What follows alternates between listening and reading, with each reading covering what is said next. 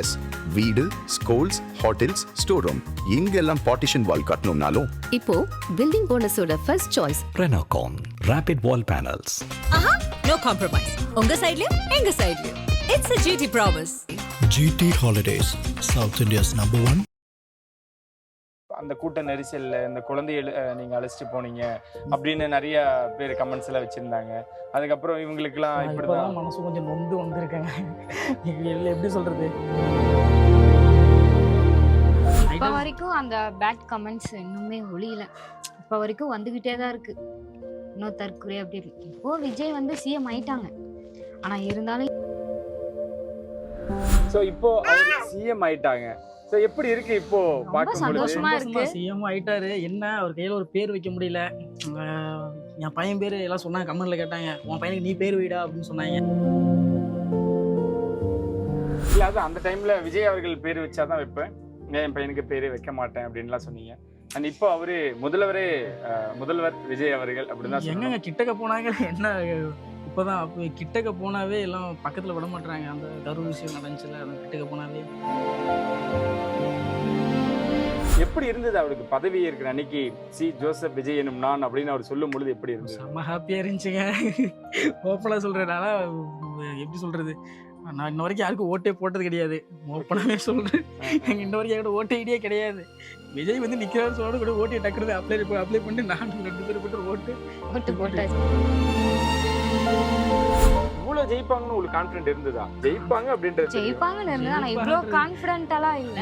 எம்ஜிஆர் கூட கூட்டணி வச்சாருன்னா இவர்ல கூட்டணியே வைக்கல. இதெல்லாம் ரெக்கார்டு, இதெல்லாம் ரெக்கார்டு. யாரும் இதெல்லாம் தனியா நின்னு இதெல்லாம் எப்படி சொல்றது, என் பையன் மட்டும் என் தலைமுறை வந்து இதெல்லாம் பேசப்படுவதெல்லாம் வந்து 41 பேருன்ட்டு ஒவ்வொரு இடத்துல பேசிக்கிட்டே இருக்காரு. ஆனா இன்ன வரைக்குமே எங்க வீடியோ என்ன பாக்கல.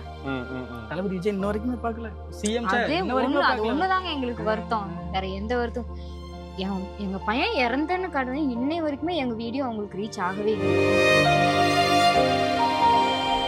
அனைவருக்கும் ஒரு பெரிய வணக்கம். இன்னைக்கு நம்ம நாமக்கல்ல இருக்கோம். தம்பி, இந்த பரிச்சயமான ஒரு குடும்பத்திட்ட நிறைய விஷயங்கள் பேச போறோம். வணக்கம்மா, எப்படி இருக்கீங்க? நல்லா இருக்கும். ரொம்ப நல்லா இருக்கேன். எனக்கு எலெக்ஷனுக்கு முன்னாடி கரூர் இன்சிடென்ட் அப்ப நம்ம மீட் பண்ணியிருந்தோம். நிறைய விஷயங்கள் இப்போ எப்படி இருக்கு, இப்போ மைண்ட் செட் எப்படி இருக்கு? உங்க அண்ணன் விஜய் அவர்கள் சிஎம் இருக்காங்க. சிஎம் ஆனது ரொம்ப சந்தோஷம் தான். இல்ல எதிர்பார்த்தீங்களா இந்த விஷயம்? ஏன்னா அந்த காலகட்டத்துல நிறைய வீடியோஸ், நிறைய இன்டர்வியூஸ் உங்களுக்கு வந்திருந்தது. அப்போ வந்து அந்த கூட்ட நெரிசல்ல இந்த குழந்தைகள் நீங்க அழைச்சிட்டு போனீங்க அப்படின்னு நிறைய பேர் கமெண்ட்ஸ் எல்லாம் வச்சிருந்தாங்க. அதுக்கப்புறம் இவங்களுக்குலாம் இப்படிதான் மனசு கொஞ்சம் நொந்து வந்திருக்காங்க. எப்படி சொல்றது, நான் இப்பயே சொல்றது என்னத்தை தான் பண்றது புரியல. பையனை இறந்த மாதிரி காட்டிட்டாங்க. அப்போ இப்படி விஷயம் அவங்க சம்பாரிச்சுதான் அவங்க சாப்பாடு. இப்போ நான் ஒர்க்குக்கு லேட் ஆயிடுச்சு. இப்போ கால் பண்ணியிருப்பான், பார்த்துருப்பீங்கல்ல. எப்படி சொல்றது, அவர் சிஎம்ஏ ஆனாலுமே என் குடும்பத்தை நான் தான் பார்த்துக்கணும். சரிங்களா? இப்போ வரைக்கும் அந்த பேட் கமெண்ட்ஸ் இன்னுமே ஒழியல. இப்போ வரைக்கும் வந்துகிட்டே தான் இருக்கு. இன்னும் தற்கொலை அப்படி இப்போ விஜய் வந்து சிஎம் ஆயிட்டாங்க. ஆனா இருந்தாலும் எங்களுக்கு அந்த டைம்ல வந்து எனக்கு தெரிஞ்சு ஒரு கண்மூடித்தனமான ஒரு நம்பிக்கை இருந்தது.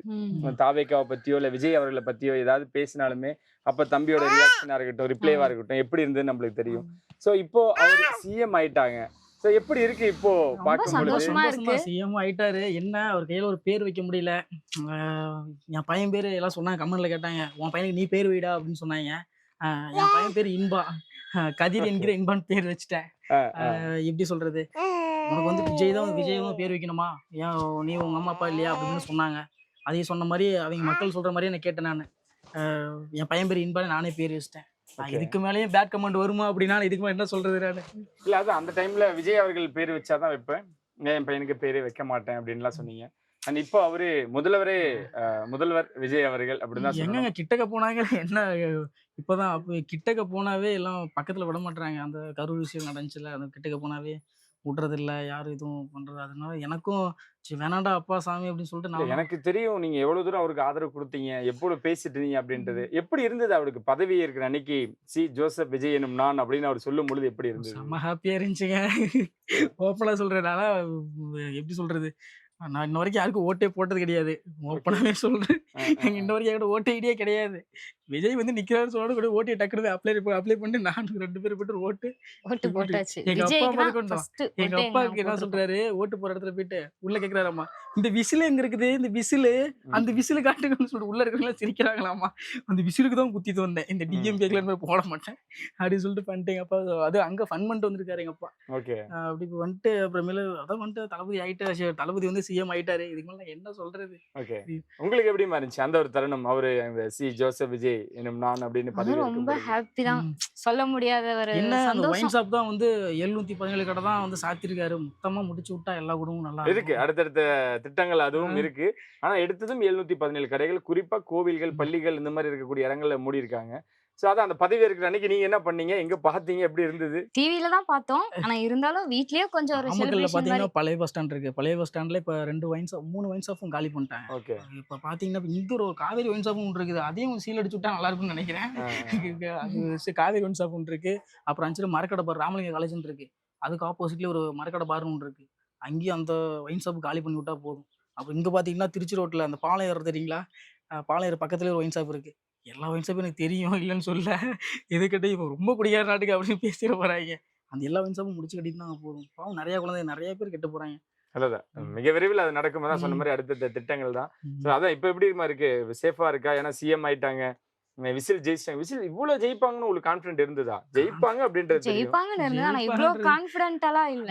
எம்ஜிஆர் கூட கூட்டணி வச்சாருன்னா இவர்ல கூட்டணியே வைக்கல. இதெல்லாம் ரெக்கார்டு, இதெல்லாம் ரெக்கார்டு. யாரும் அவரு இதெல்லாம் தனியா நின்னு இதெல்லாம் இந்த எப்படி அளவுக்கு சொல்றது, பெருமையா என் பையன் வந்திருக்கிறது ரொம்ப மட்டும் சந்தோஷம். என் தலைமுறைக்கு தலைமுறை வந்து இதெல்லாம் பேசப்படுவதெல்லாம் வந்து ரெக்கார்டு யாரும் வராதது ஒண்ணு. ம், இதெல்லாம் ம். டிஎம்கே வந்து முன்னாடி இருந்து பேசுறாப்புல, யாரு எங்க தளபதி முன்னாடி இருந்து பேசுறாப்புல, என்ன பேசுறாப்புல, நீங்களாம் வந்து இன்ஸ்டா ரீல்ஸ் தான் ஃபேமஸ் போடுறீங்க, இப்படி பண்றீங்க அப்படி பண்றீங்கன்னு சொல்லியிருந்தாப்புல. என் தளபதி உட்காந்து இப்படியே தான் பாத்துக்கிட்டு இருந்தாப்புல. நீ பேசுற வரைக்கும் பேசுற, ஆட விட்டு அடிப்பாப்புல எங்க தளபதி. பெண்களும் இளைஞர்களும் இவ்வளவு பெரிய வாக்கு வித்தியாசத்துல, பெருவாரியான வாக்கு வித்தியாசத்துல நிறைய இடங்கள்ல ஜெயிக்க வச்சிருக்கீங்க. என்ன மாதிரி கான்ஃபிடென்ட்? ஏன்னா அவர் பதவி ஏத்தா ஒரு எமோஷனலா ஆனந்த கண்ணீர் விடுறீங்க, ம். அவருக்கு ஒரு பிரச்சனைனா ரொம்ப மனம் உடைஞ்சு போயிடுறீங்க. எதனால அந்த கனெக்ட்? எதனால எவ்வளவோ நடிகர்கள் இருக்காங்க, எவ்வளவு கட்சிகள் இருக்கு, கட்சி தலைவர்கள் இருக்காங்க, ஏன் சிஎம் விஜய் அவர்களுக்கு மட்டும் இந்த ஒரு எமோஷன்? அது ரத்தத்திலேயே ஊர்னது அப்படி. அது ரத்தத்திலேயே ஊர்னது அது. எங்க ஒரு ஃபிக்ஸ் பண்ணியாச்சு மைண்ட்ல, ஃபிக்ஸ் பண்ணியாச்சு, ஒரு ஹீரோவா பார்த்தாச்சு அப்படிங்கிறப்போ அந்த மைண்ட் செட் அப்படிதான் போகும்.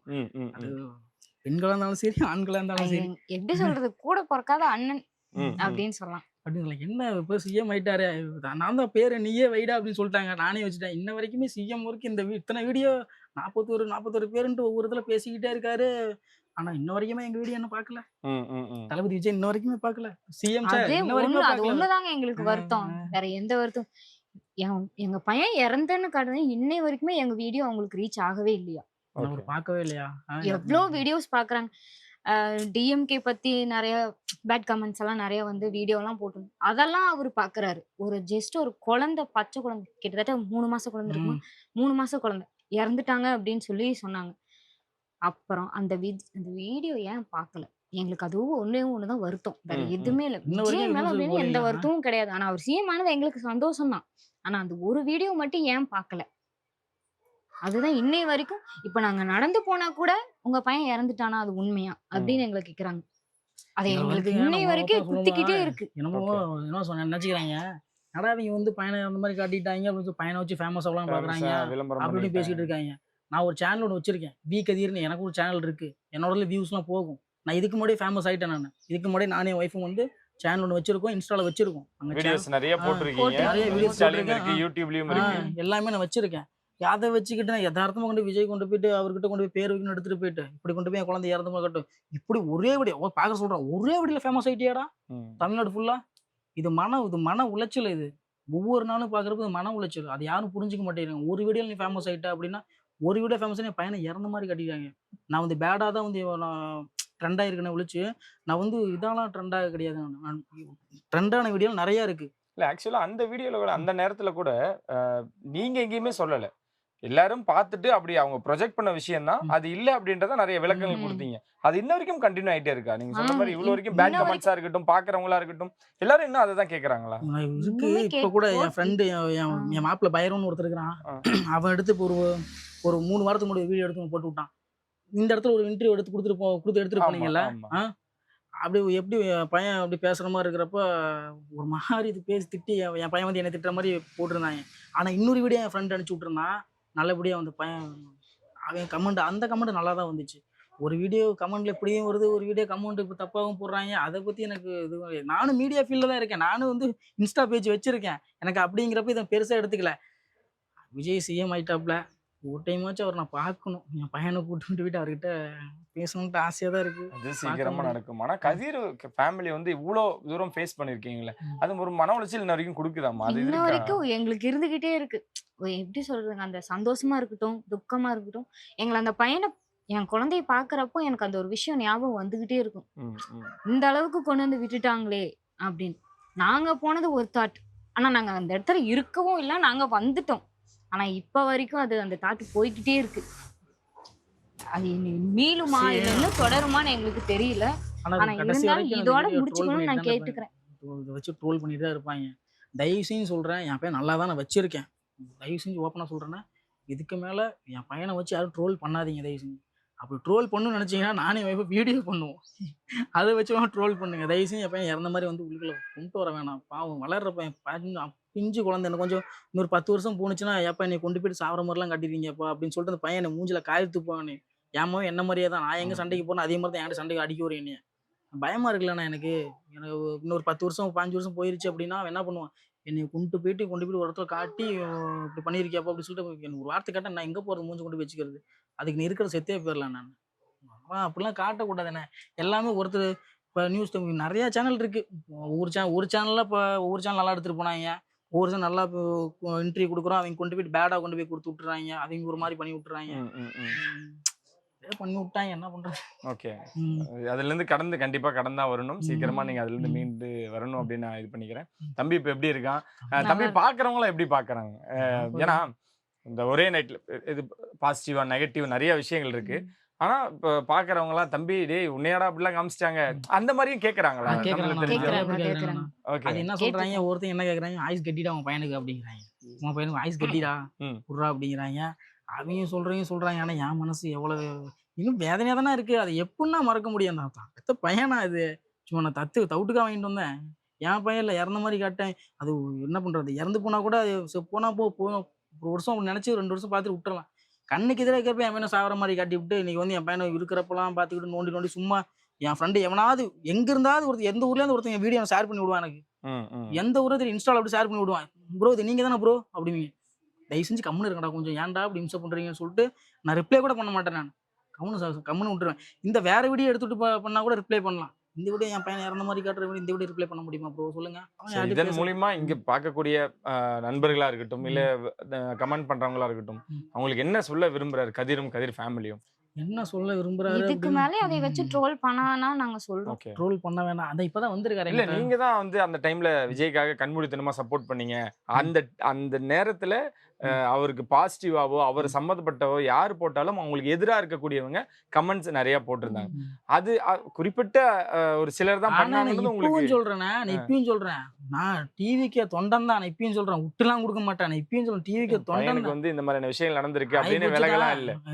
விலகலாம் இல்ல. என் பையனை நல்லா தானே வச்சிருக்கேன். நான் விலகலாம் கிடையாது. அது விஜய் பண்ண இஷ்யூ கிடையாது. இல்ல அவரு பண்ணது. நாங்க அவரை பார்க்க போனோம். அது இல்ல அவரை பார்க்க போய் உங்களுக்கு இவ்வளவு தூரம் ஆயிடுச்சு அப்படின்லாம் நிறைய பேர் சொல்றாங்க. ஏன்னா அவரா பண்ணது கிடையாதுல்ல, இது பூரா மக்கள் பண்ணது தானே. எல்லாம் வீடியோ போட்டு அதை ஷேர் பண்ணி தேவையில்லாத கமெண்ட்ஸ். ஒவ்வொரு சேனல் வந்து growth ஆகணும்னு சொல்லிட்டு அவங்க சேனல்ல வந்து உள்ள போட்டுட்டேன். நான் எத்தனையோ சேனல்ல நான் பார்த்தேன். நான் நிறைய சேனல்ல எப்படி சொல்றது, ஒருத்தர் வந்து ஒருத்தர் சேனல் போட்டு ஒரு சேனல்ல ஃபாலோவர்ஸே அவருக்கு கிடையாது.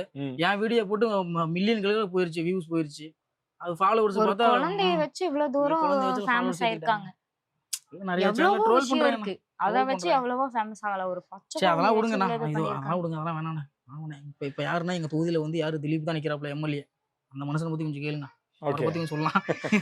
உங்க ஊர் நாமக்கல்ல திலீப் வந்திருக்காங்க, அது மகிழ்ச்சியா இருக்கா? இது எவ்வளவு தூரம் உங்களுக்கு இவ்வளவு வருத்தங்கள் வழிகள் இருந்தாலும் நான் கதிரை பார்க்கும்போது எனக்கு பாசிட்டிவா இருக்கு. ஆனா நான் அதை பாத்துக்கிறேன், நான் ஃபேஸ் பண்ணிக்கிறேன். இனிமேட்டு அதை வந்தாலும் எனக்கு டீல் பண்ண தெரியும் அப்படின்றத. இப்போ எப்படி இருக்கு எம்எல்ஏ திலீப் அவர்கள் நாமக்கல்ல வந்திருக்காங்க? வீட்டு வாசலுக்கு வந்தாருன்னா வெளியே வேற போயிட்டு நான் வேற வெளியே போயிட்ட பையனை தூக்கிட்டு கொண்டு போயிட்டு விசில் ஊத்தலாம்னு பார்த்தேன். ஒரே ஒரு போயிட்டாரு. அது ரொம்ப இல்ல மனசு அதுதான் வருத்தமா எனக்கு போயிடுச்சு. இவ்வளவு தூரம் ஃபேஸ் பண்ணிருக்கீங்க, இன்ன வரைக்கும் ஃபேஸ் பண்ணிக்கிட்டு இருக்கீங்க. அப்பயும் அந்த டிவிகே மேல ஏன் இவ்வளவு பற்று, விஜய் அவர்கள் மேல ஏன் இவ்வளவு டிவிக்கு வெறி? நாங்க மட்டும் தானே, நீ கம்முன்னு இருந்த, இனிமே டிவிக்கு நாங்க மட்டும் தானே, இனிமே டிஎம்கே வருது, ஏடிஎம்கே வருது, அதெல்லாம் அடிச்சு தூக்கி கெடாசி விட்டு விடாங்க. இல்ல தம்பி, இவ்வளவு மன உளைச்சலுக்கு ஆளாக்கிருக்காங்கல்ல, வருத்தமா இருக்குல்ல. ஆனா சிலர் அறியாம தான் இதை பண்றாங்க, அது தப்பு சொல்ல விரும்பல. அந்த அறியாமல பண்றவங்கள கூட நீங்க இவ்வளவு தூரம் தம்பி அந்த மீட்டிங் கூட்டு போயிட்டு இருந்தா அப்படி ஆயிடுச்சு, இந்த மாதிரி விஷயங்கள் ஆயிடுச்சு அப்படின்றது ஒரு தயக்கமோ இல்ல ஒரு மன இதே இருந்தாலுமே கூட, டிவிக்கேனா விஜய்னா 2 பேரும் கட்டுப்படுத்த முடியல உங்களை, அதனால கேக்குறேன். வருத்த முடியல, என்னடா சொல்றது, டிவிக்கேடா அப்படிங்கிற மாதிரி தானே இருக்கும். டிவிக்கேடா தான், வேற என்ன சொல்றது, அவன்ட்டு சிஎம்மா நின்ட்டாருண்ணா. இல்ல பெண்கள் ஏமா இவ்வளவு தூரம் அவருக்கு கூடயே நிக்கிறீங்க, வெற்றி அடைய வச்சிருக்கீங்க. பெண்களும் இளைஞர்களுக்கும் பெரிய பங்கு இருக்கு. அண்ணனா எங்க அப்பா பாரு ப்ரோ, எங்க அப்பா கொண்டு போய் விசில் சொன்னதுக்கு அந்த விசில் சொன்ன சீக்கின்ட்டு போறாரு எங்க அப்பா. இவரு தெரியுங்களா, எங்க அம்மா சும்மா விடக்கூடாது ப்ரோ, எங்க அம்மா டிஎம்கே போட்டு போட்டுருக்கு ப்ரோ, அதெல்லாம் ஒரு பக்கம் இருக்குது. சரி, இல்ல இந்த வருஷம் வந்தாச்சு, கூட இருக்கல இளைஞர்கள் இந்த கூட்டம்லாம் ஓட்டா மாறுமா? இவங்கெல்லாம் இப்படிதான் பேசுவாங்க, நீங்க சொன்ன மாதிரி இன்ஸ்டா இந்த மாதிரி சமூக வலைத்தளங்கள்ல சோசியல் மீடியால மட்டுமே இவங்க கட்சியை நடத்திட்டு இருந்தாங்க அப்படின்னு சொன்னவங்களுக்கு எல்லாம் அந்த சிஎம் சேர்ல, அது சிஎம் சீட்ல வந்து தளபதி அவர்கள் உட்காரும் பொழுது அதெல்லாம் உடைஞ்சிருச்சு. அது மகிழ்ச்சியா இருந்தது அந்த தருணம். இதுக்கு முன்னாடி யாரோ உட்காந்துருந்தாங்க ப்ரோ, யாரோ கொள்ளையடிச்சுலாம் போயிட்டாங்க. என் தளபதி நல்லது பண்ணதான் உள்ள வந்திருக்காரு, சரிங்களா, நல்லது பண்ணதான் உள்ள வந்திருக்காரு. அவர் உட்காந்து மனமார்தான் எங்களுக்கு சந்தோஷம் தான். யாரும் வந்து எப்படி சொல்றது, நிறைய நடிகர்களா வந்திருக்காங்க, விஜயகாந்த் வந்தாரு, அப்புறம் சீமான், இவங்க எல்லாருமே வந்தாங்க. ஆனா அவங்களுக்கெல்லாம் அந்த இவ்வளவு பெரிய அங்கீகாரம் கொடுக்கல. கிடைக்கல. ஆனா எங்க அண்ணனுக்கு வந்திருக்கு, அது ரொம்ப சந்தோஷம் தான். அந்த ஸ்பீச் கேட்டீங்களா பதவி இருக்கும் பொழுது, இந்த மாதிரி நான் என் மக்கள் பணத்தை ₹1 நான் தொட மாட்டேன், அப்படி கொள்ளை அடிக்கணும்னு யாராவது நினைச்சீங்கன்னா இப்பயே சி ஜோசப் விஜய் என்னும் நான் வந்தாரு, அப்படியே புள்ளெல்லாம் அப்படி அரிச்சு போச்சு, எனக்கு தூக்கி போட்டுச்சு, எனக்கு தூக்கி போட்டு முடிஞ்சிடா அவ்வளவுதான்டா, எல்லாம் முடிச்சு விட்டாங்க அப்படிங்கிற மாதிரி. எல்லா சபையிலும் நம்ம எல்லாருமே ஒண்ணுதான், சமம் தான் சொன்னேன். அதுலயே எங்களுக்கு ரொம்ப பிடிச்சது, எல்லார்த்தையும் சமமா நினைக்கிறாரு அவரு. அப்ப நீ இனிமேட்டு தொடர்ந்து கொண்டாடிக்கிட்டே இருப்பீங்களா? தொடர்ந்து கொண்டாடுவோம். ஓகே, அந்த ஒரு பக்கம் உங்களுக்கு அந்த ஃபேஸ் பண்ணிட்டே இருந்தாலும் இனி வராது அப்படின்றத இந்த இடத்துல நான் கண்டிப்பா சொல்லிக்கிறேன்னு நினைக்கிறேன். நீங்களும் பார்க்கக்கூடிய ஆடியன்ஸ் இந்த கமெண்ட் பண்றவங்கள பண்ண வேண்டாம். சிஎம் முதல்வர் விஜய் திருப்பி பண்ணுவானுங்க ப்ரோ, சத்தியமா கமெண்ட்ல வரும், அதுல பாத்துக்கிட்டே இருப்பேன். எனக்கு அந்த லிங்க் ஷேர் பண்ணி விடுங்க, நான் பாத்துக்கிட்டேன். திருப்பி பிளே பண்ண பேசுறோம், பேசிட்டு இருக்கடா, நான் மட்டும் போல பாக்குறேன்.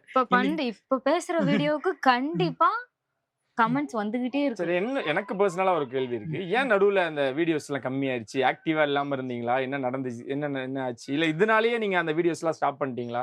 எப்படி சொல்றது ப்ரோ, நீங்க முடி வளரல ப்ரோ, எனக்கு கொஞ்சம் மொட்டை அடிச்சுட்டு ப்ரோ, கோச்சிக்காத ப்ரோ. பாக்குறப்ப ஏற்கனவே கள்ளி ஊத்துறாங்க, வேற மொட்டை வேற அடிச்சிட்டேனா ஏதாவது சொல்லுவாங்களோ அப்படின்னு சொல்லிட்டு தான் நான் அது வீடியோக்குள்ளே நான். என்ன ஏம் கதிருக்கும் ஃபேமிலிக்கும் என்ன ஏம், என் குடும்பத்தை நல்லா பாத்துக்கிட்டு அதே போதும் ப்ரோ, மத்தபடி வேற எதுவுமே வேணாம் ப்ரோ. யாரும் என் குடும்பம் தாங்க போறதில்ல, என் குடும்பத்தை நான் தான் தாங்க போறேன். நான் ஃபர்ஸ்ட் எங்க அப்பா தாங்கிட்டு இருந்தாரு, இப்போ எங்க அப்பாவுக்கு அடுத்து நான் தான் என் குடும்பம் தாங்க போறேன்.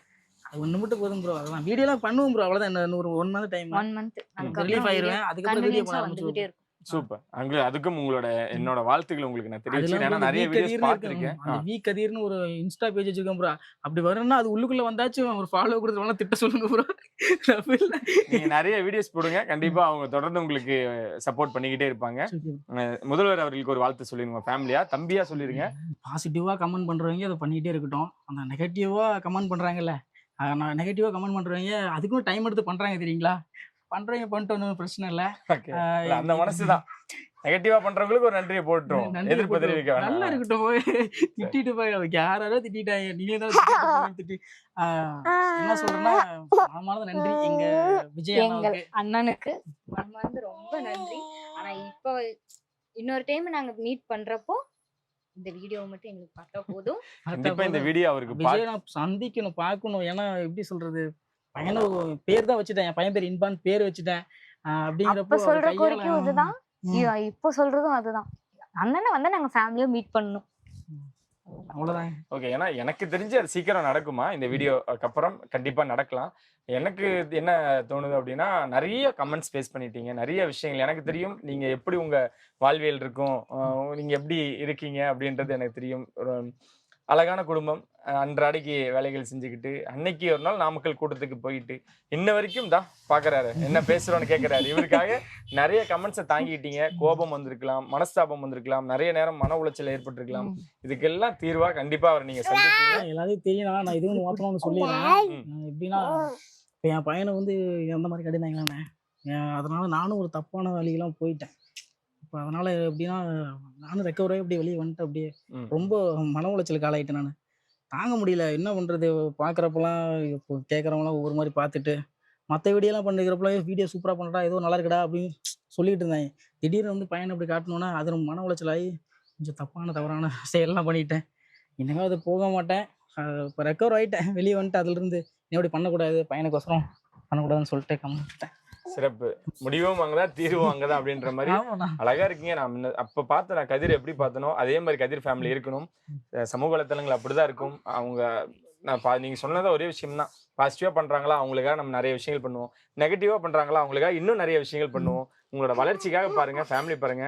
இன்பாவை பாத்துங்க, அவரு ரொம்ப அழகா இருக்கிறாரு, வளர்ந்துகிட்டே இருக்கான்றது நாங்க இந்த இடத்துல சொல்லிக்கிறோம். சரிங்களா? தேங்க்யூமா, தேங்க்யூ.